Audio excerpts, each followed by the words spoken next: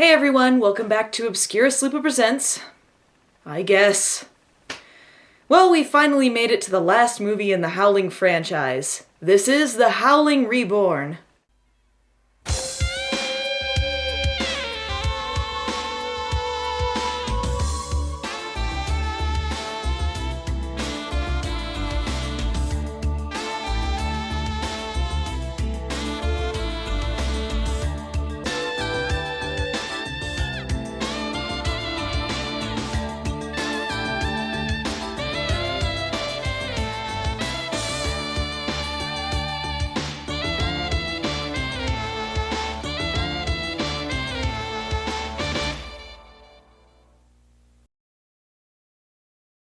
Never heard of The Howling Reborn? It's not surprising considering it just came out this month. And let's not have any misconceptions here. This is not a Howling movie. If you got a serious Twilight vibe from the trailer, you're not wrong. Though if I'm being honest, the marketing is more Twilight than the movie comes off. Oh, it's still a Twilight movie, it's just not a very good one. It's just bizarre to me. The focus on the romance, the similar looking leads, everything down to the color correction on this is meant to be Twilight, but why the Howling? Obviously Howling fans aren't going to be into Twilight, and Twilight fans aren't even going to know what the Howling is. And this thing is so neutered, it's not going to appeal to hardcore horror fans, but guess what? This is rated R. Twilight fans aren't even going to get to see it without mom and dad's permission. Although, I'm not entirely sure why it has that rating. I watched the whole thing thinking they censored it to get a PG-13 and only found out it was R when I looked it up online. It has the marketing idea right if they want to make some quick cash, but it's not going to appeal to either crowd it's marketing to. Or the TLDR version, why? As you probably guessed, this one has no connection to any of the other Howling movies. The story revolves around Will Kidman, a high school kid who just doesn't fit in. He has a crush on the fanfiction character Ileana Winter, with a Y in Winter, coolies, and tries to woo her over while dealing with turning into a werewolf. He also has a half comic relief best friend when it's convenient to the plot. You know, like Teen Wolf, except half as entertaining. This is The Howling 8.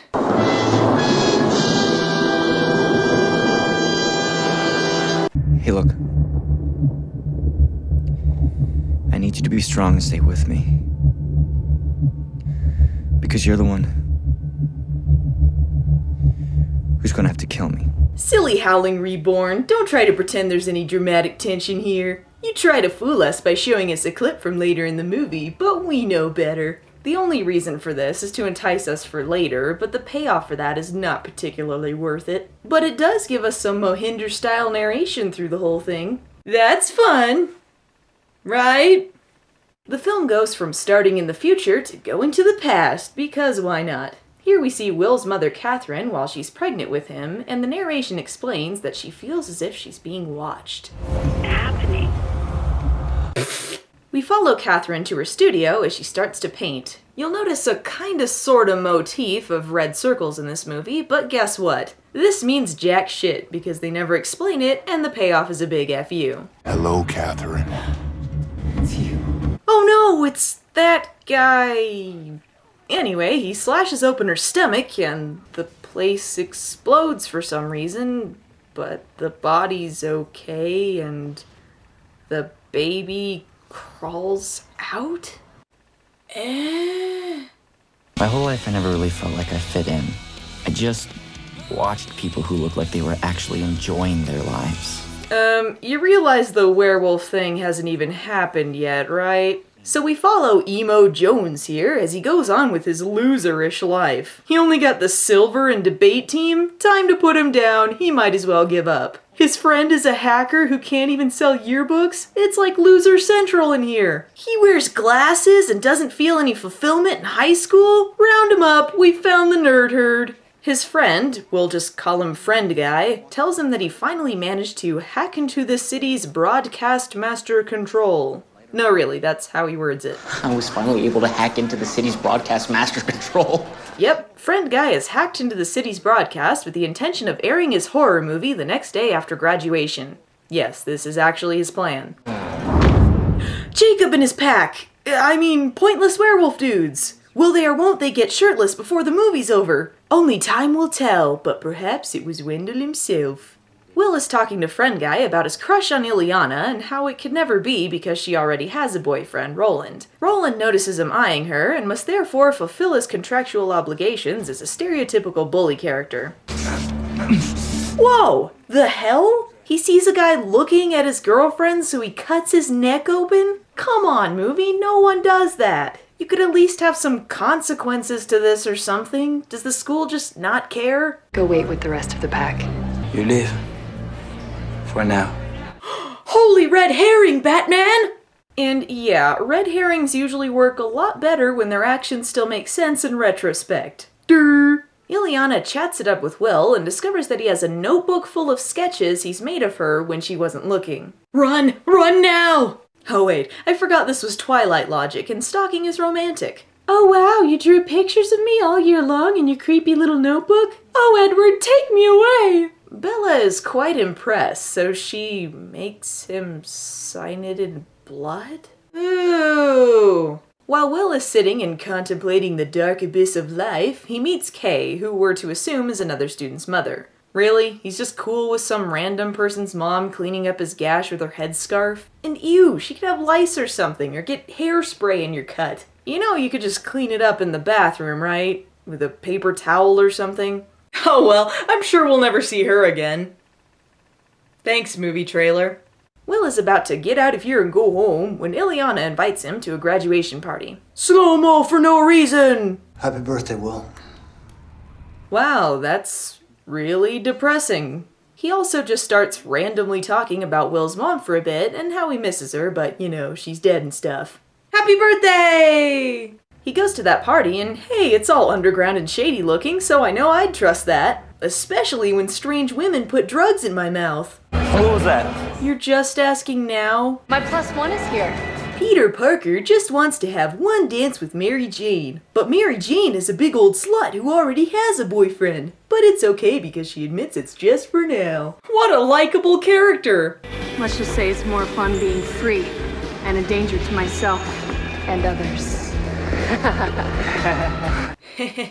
Awkward. Whilst in a drug-confused stupor, Will takes off and is chased by a werewolf. I bet you're wondering how the werewolf designs hold up in this one. I know what you're thinking, but I'm gonna be honest here. The werewolf effects here aren't that bad.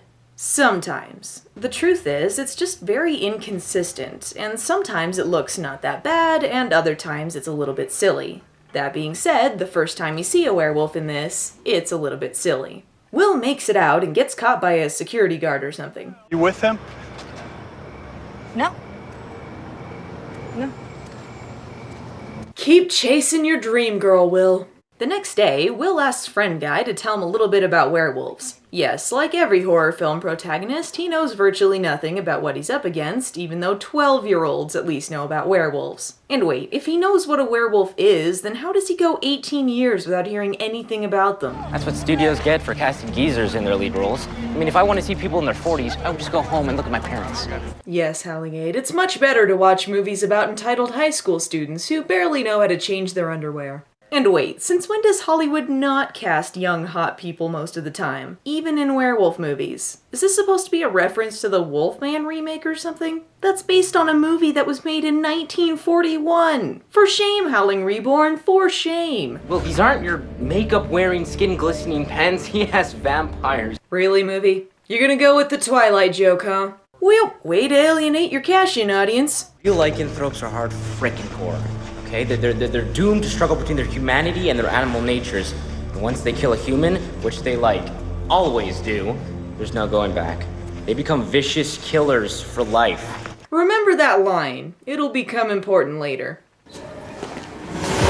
Ooh, spooky music. I like how they tried to make it seem like he snuck up on him. Were you seriously with Eliana last night? Look, I don't know his accent. It seems Spanish or something, and I'm sure that's a lovely country, but I just can't take him seriously like that. This is where you die, man. And nobody's around to save your sorry ass this time. Thuffer and Thuckatash! During the course of this fight, Will goes into a Hulk rage and takes out Roland. Not satisfied with one total ass-kicking, Roland goes to look for him and pulls out a gun. Oh, come on. He was just carrying that around with him on campus. The same campus that they've made a point to show has a total lockdown system. They have the security equivalent of Xavier's school for gifted youngsters, and he has a gun. Anyway, he's about to bust a cap in his ass when he's met by an unknown assailant. And here's where we get the funniest part of the movie. I'm not an asshole, man. Just misunderstood. Hey, okay, I am an asshole. Please don't hurt me.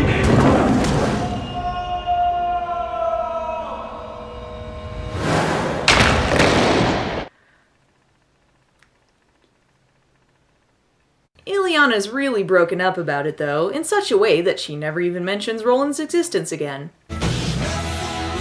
Well, his body's not even cold yet, but I suppose some time has passed. So, here's a random what the fuck scene. Will goes to eat some lunch and meets one of the Jacob goons, who tells him he can hook him up with some delicious meat. No thanks, I don't eat meat. This information was really relevant, since it wasn't mentioned before, isn't mentioned since, doesn't fit into his character, and is simply there because it's werewolf movie cliché number 43. In conclusion, Will eats a finger. How does Roland taste?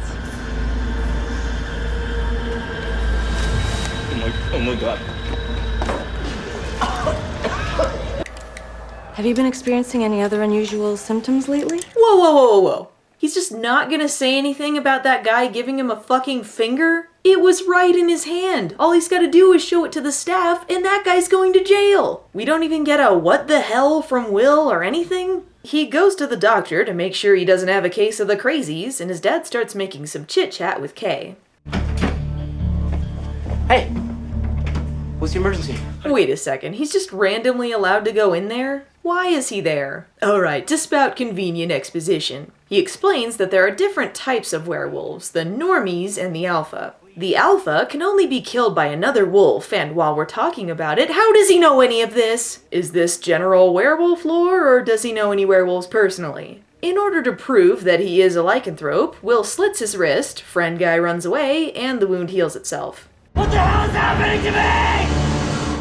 Oh well, library time, do. Will reveals to Ileana that he thinks he might be a werewolf, so she decides the best way to prove it would be to tie him up. 'Cause werewolves hate that? This is cut between scenes of Will's father and Kay as they make their own sexy times. You're a werewolf. Then I may have just saved some innocent lives. But if I'm a werewolf, then you just made a very, very bad mistake. I know this is spoiling things, but again, red herrings still need to make sense post-red herring reveal. While Ileana may not be a werewolf, it's revealed that not only is Kay a werewolf, but she's actually Will's mother, who has stayed young and beautiful because she's immortal now. And apparently werewolves do that. Ah, homework confetti, sweet! Back in the library, Will reveals that he was scratched when his mother was killed. Okay, so we've got two options here. Either A, he should have been a werewolf this whole time because he was scratched as a baby, or B, we go with the movie's rules and say that werewolves stay the same age, in which case he should still be a baby. And if you say that werewolfism is a puberty thing, he's pretty damn late with that too. But if there's one thing this movie has going for it, it's the romantic dialogue. What is it about me? You're kind of like a good book I can't put down yet. So what is it about me? Like the rest of the world's in black and white. You're in color. It's like the rest of the world isn't standard, but you're in high definition. I came here for you, Will. I've waited 18 years for this. Why? So Kay explains that she wants to take Will away so they can be one big happy werewolf family, which begs the question as to why the Jacob pack was trying to kill him. We weren't trying to kill you. We were trying to welcome you. Oh yeah, which explains the scene in the tunnel or the hilarious finger prank. Welcome to the fold! When Ileana comes back, Will's got to think fast to save her. Listen, I thought about it and I can definitely live without you. Wait a second, she was gonna have sex with me! Well, fuck that!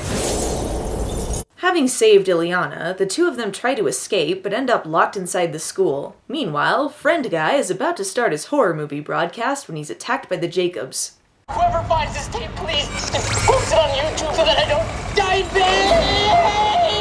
vain! Well, it's good to laugh when you're faced with tragedy. Now it's go time, and only an hour in, so you know this'll have a good payoff, and somehow Will finds all of the items in the school he needs to build fucking flamethrowers. Okay, bonus points for flamethrowers being awesome, negative points for it being incredibly implausible. They head down into the basement and find a giant pile of bodies. And no one noticed that? Even if no one ever went into the basement of the school, the smell of that many bodies would attract some kind of attention, don't you think? They come across Kay and the Fail Cubs, and it turns out that Will's father is still alive. Maybe there's a chance to save him, and oh wait, never mind, guess that was pointless. We also come to the revelation that the person who killed Roland was not one of the evil werewolves, but Will himself. Oh no, then that means he's evil forever now!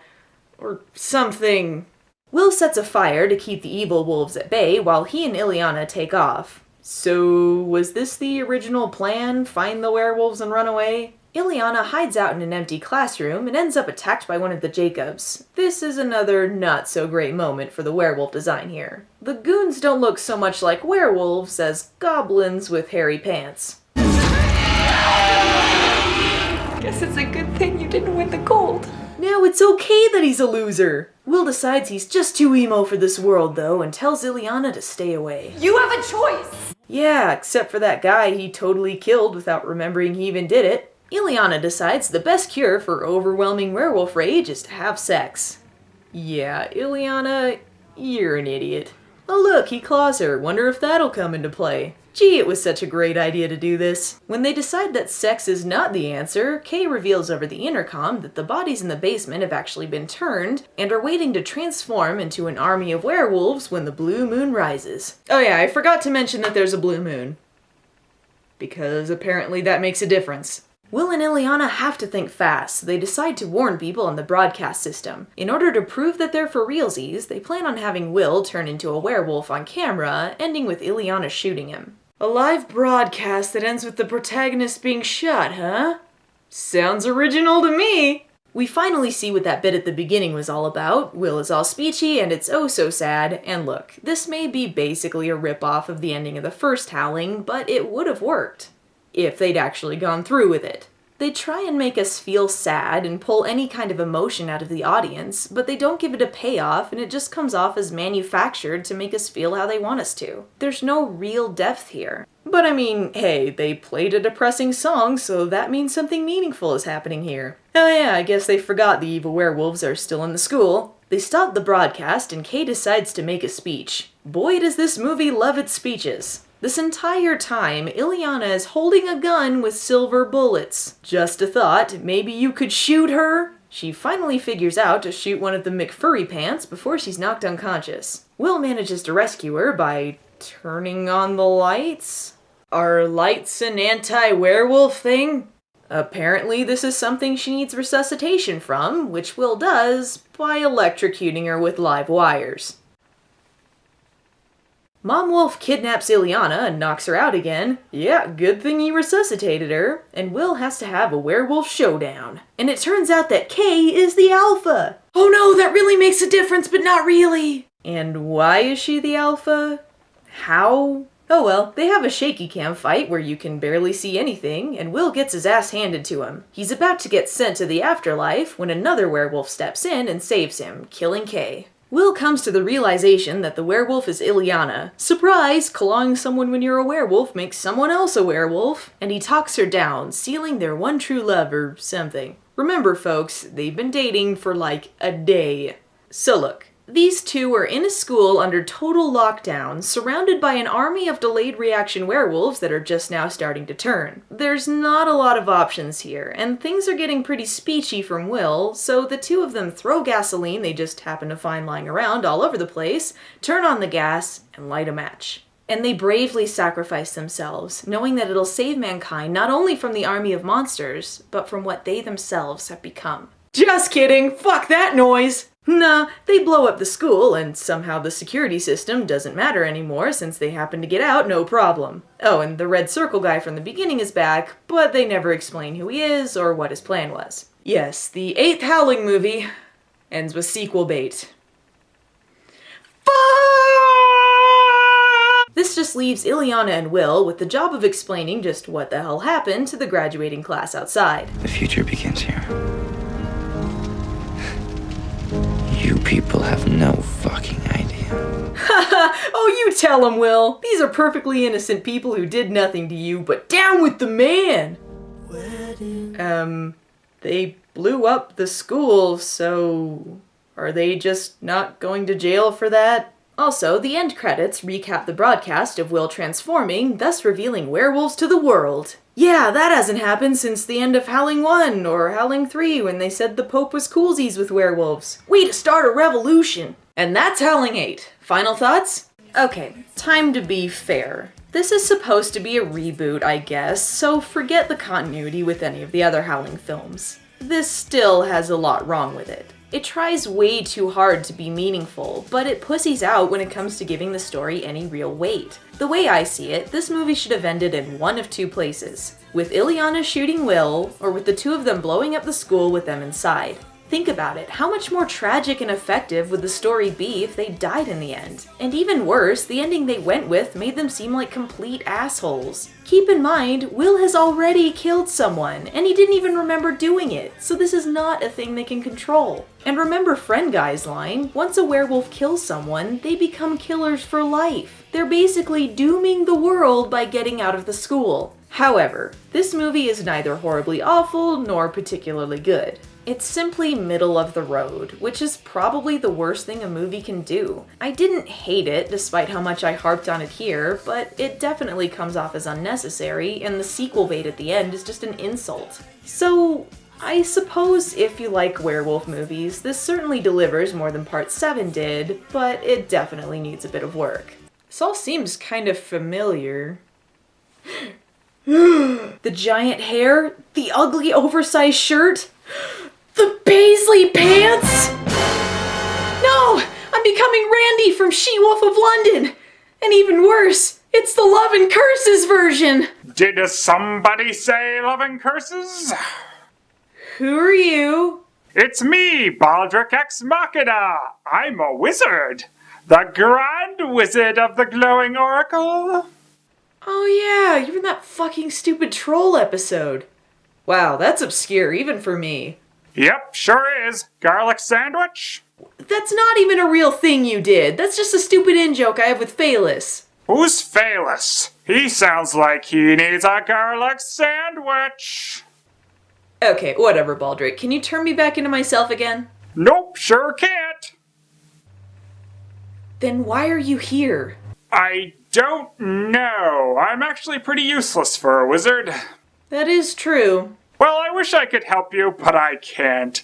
Well, unless you count that turn someone back from a were-Randy spell that I know, but I doubt that would be useful. What are you talking about? That's like the exact thing I need. I don't know about that. It's a pretty vague spell.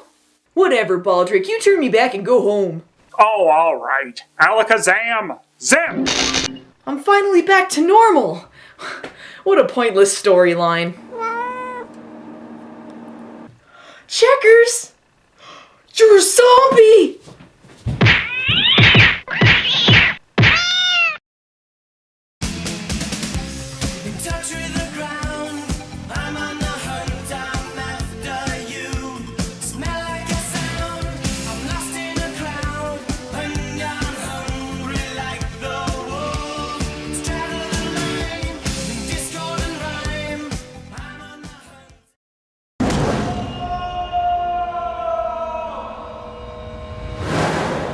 Go, I need to tell you, it's like the rest of the world's in standard definition, but you're in HD.